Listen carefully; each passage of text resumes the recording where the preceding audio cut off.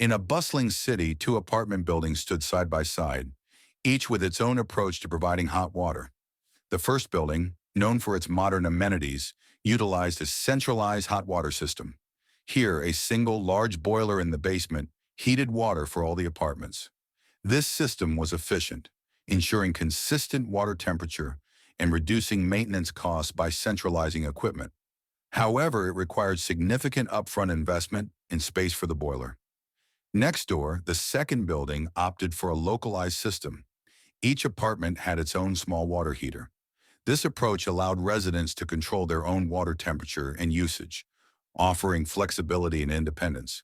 It was less expensive to install initially and required less communal space. However, it could lead to higher individual maintenance costs and inconsistent water temperatures during peak usage times. Both systems had their merits, but the choice depended on the building's design, budget, and the needs of its residents. Ultimately, each system aimed to provide comfort and convenience, adapting to the lifestyle of those who called these buildings home.